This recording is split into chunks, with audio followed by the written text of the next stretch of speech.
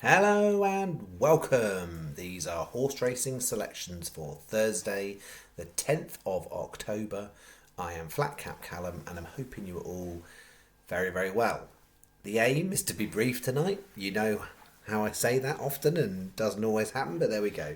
But yeah, I've got an early start in the morning. I had an early start, Wednesday morning as well, but even earlier start Thursday morning. So yeah, I'm already going to be a bit bleary-eyed, I'm sure, but let's try and get this done and dusted. All right, so we've got for Thursday three horses only, three horses. So it is an each way Trixie. Horses coming at you from don't know. I've just looked down and that's not the right piece of paper. Where are they coming from? Southwell, Exeter, and Tramore. There we go. I do know what's going on. So before we do that, we'll do the quick review of Wednesday. A decent Wednesday. So we had one good bet, one bad bet. So this one started us off really frustrating for if you're 365. So I'll get onto that in a minute, but Mason Brook Meadow looked for all the world. I think I wrote that phrase in my review, but turning in, I think a few people put it in the comments, looked like it could be the winner, but somehow managed to only come fourth. Plus point pulled away with the front horse, and then that horse pulled away from it. So it was really comfortable, nice second place. So really pleased with that one. And then Tristing Tom, or actually otherwise known as Tristing Thorn, which luckily there wasn't a lot of other Tristing horses knocking about today, ran a brilliant race and got backed in at 20s. So well done for anyone who did get the 125 last night on that one. There's lots of bookies offering it. I think Hills, Labrets, Corals, various places. So it was a 50p each way Trixie. So if you were Sky Bet, you would have got the place, but with Sky Bet, you could only put that one on near the time. So therefore, technically, you couldn't put it on. So technically speaking, you could have got the place there, but you couldn't have put that in the multis. So for Sky, no good. So 365 were the only ones because they turned that into paying fourth place at some point this morning. They do this sometimes on like 11 runner races in handicaps or stuff like this, 12 runner races where the markets, I said the market was going to be weak, it was. What's really frustrating is when they do that, if you bet your bet on the night before, you don't get paid out on the change of terms. Now, I can tell you, I have had history here with 365 in this sort of situation. It cost me an account at one point, but I did manage at one point to get paid out in that situation through perseverance and citing my ability to go to IBAS to query that. So IBAS, independent adjudicator for bookmakers and bookmaking, gambling, that sort of stuff. It's possible. But ultimately, is it worth the risk of you losing your account if you really like that account? I appreciate some of you on here have multiple accounts. Some of you have got multiple accounts if you catch my drift.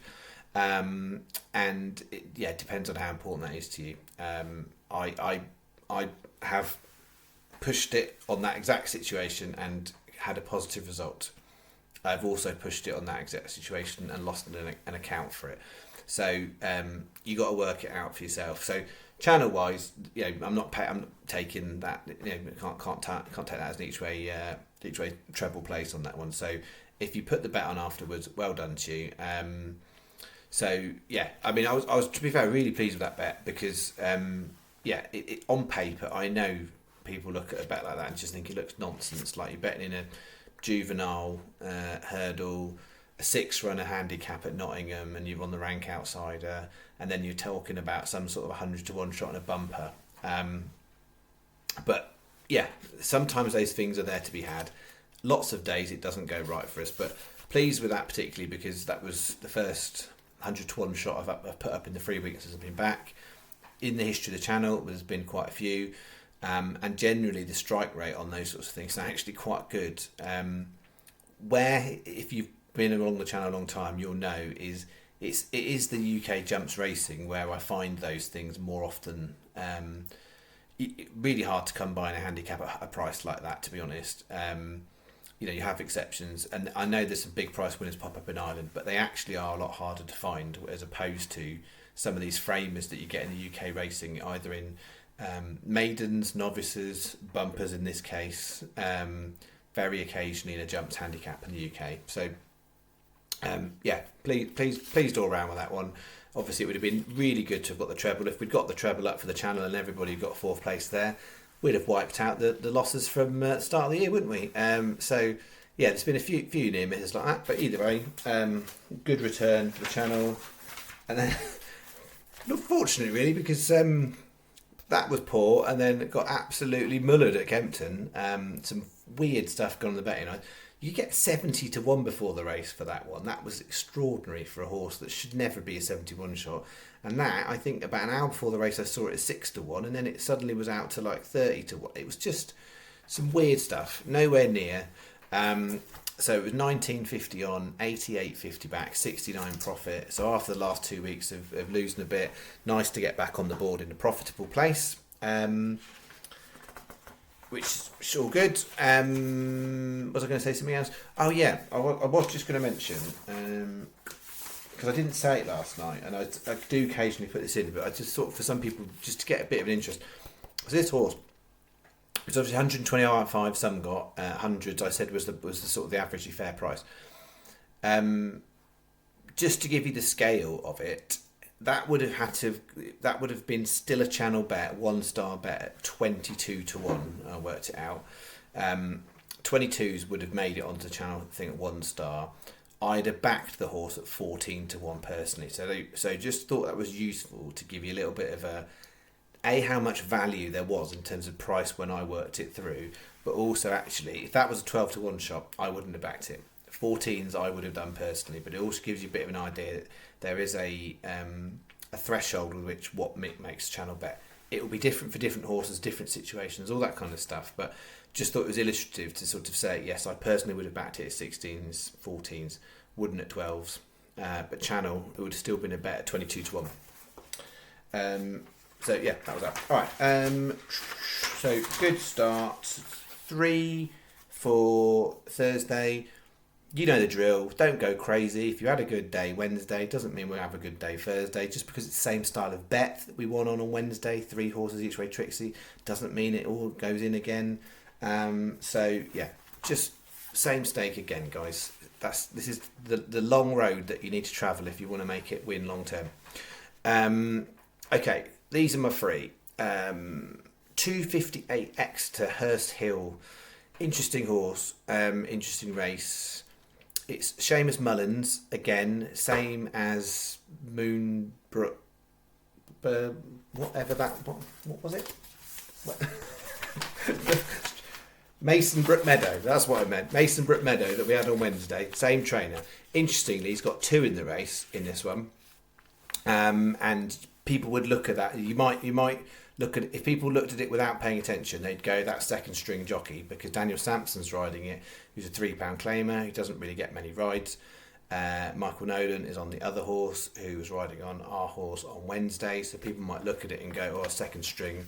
And that's a helpful thing, generally speaking, for me, because I don't think the horse is second string. If you look at the horse's history, Daniel Sampson's ridden it on the 3 times it's run over a novice.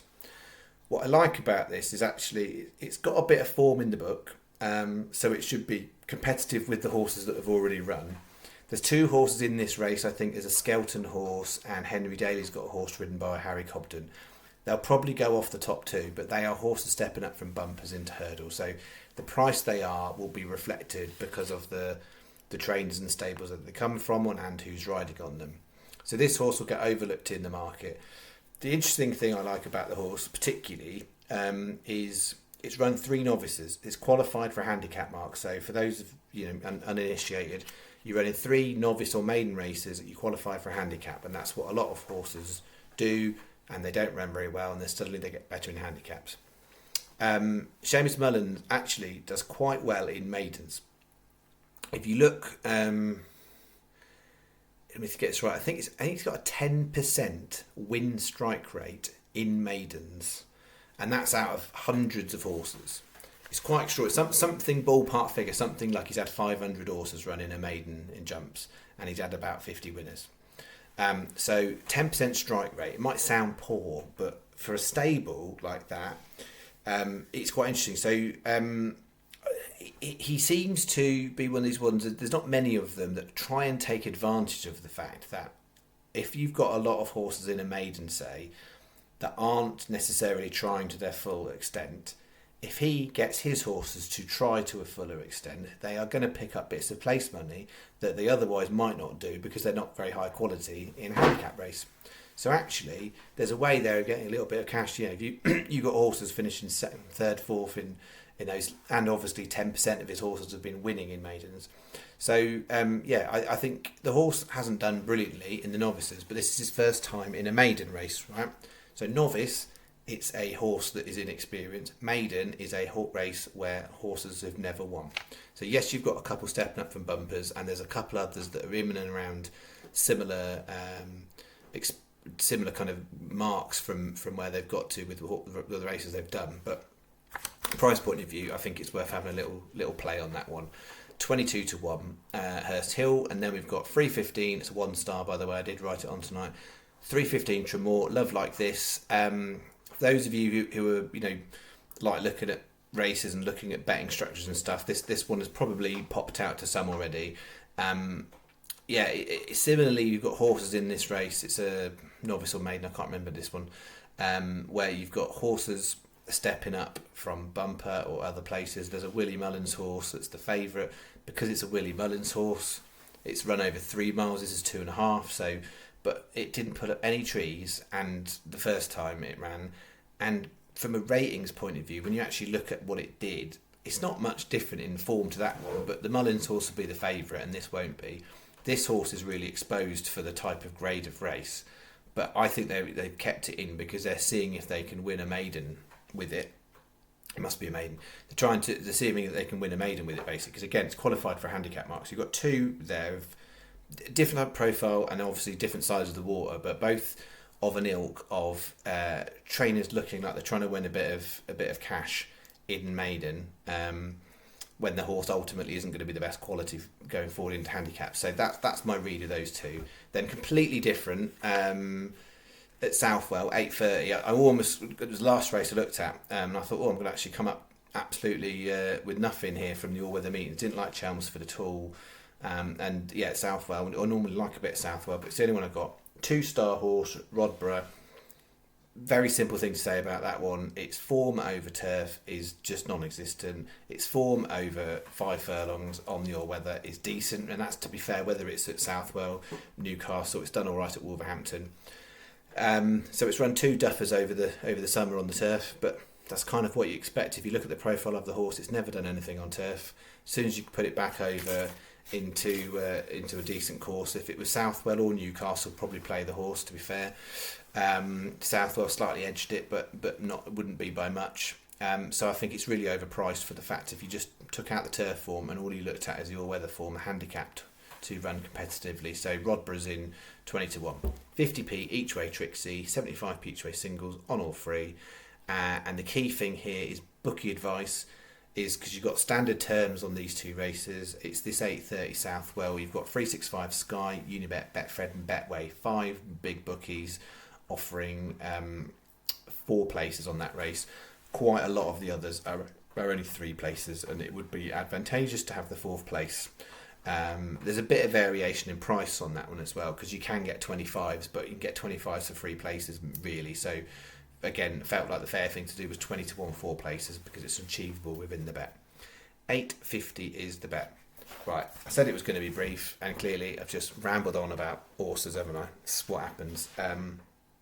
But yeah, I just want to say the other quick thing I was going to say about, because I did sort of allude to that, but didn't actually finish what I was going to say, I think, which is when, in the way that I do things, which is putting out a bit of volume and all appreciating I'm putting out less volume than I used to put out. For those of you who've been around a long time, there's less horses. I used to put out loads more than this. In order to try and do that effectively, I kind of have to play in different pools, and that's why you'll see me do different things. I'll look at bumpers, novice, maidens, all that sort of stuff. I'll look at different age group races, and I will look at, obviously do a lot of handicap stuff as well. and different selection methods and different types of format. But you know, if you're starting out, my advice is always to try and work out what you're good at first and get really good at it, and then try and build things into your kind of your portfolio. So it's a bit pretentious, isn't it? But yeah, if you're you're good at handicaps, or you're good at, I don't know, random things like hunter chasers, then grand. Start with that, get really good at that, and you've got an individual horses, and then try and build in what you do. There's certain things that I just haven't really given loads of time to, or haven't had much joy with, and just leave it alone. So right off the bat, so if I'm looking at flat nursery handicaps, I go past completely. At the moment, I have less time than I've had at other points when looking at form and races and stuff, but nursery handicaps I leave. If it's jumps, beginner chase, no thanks very much. So there's certain styles of race as well I walk past, and those types of things, or other people walk past. Novice maidens bumpers, I like them. I feel like I've got an edge and an angle when I look at those things, but also because other people are not looking at those things as a betting medium, that you can often find the greater value, because people aren't looking, they're not looking at how many times the horse has won over course and distance, because it doesn't exist in that way. So work out what no one else is looking at and no one else is paying attention to, and ultimately that's how you win. And when other people start paying attention to what you were paying attention to, you're going to find something else that no one else is looking at. That's the kind of gist of it. That's what we try and do, always try and evolve. All right, that's me. That was way longer than I said. I need to go to bed, and I will be back, in theory, Thursday night for the ramblier video than this one. Who knew? Thanks very much. Bye bye.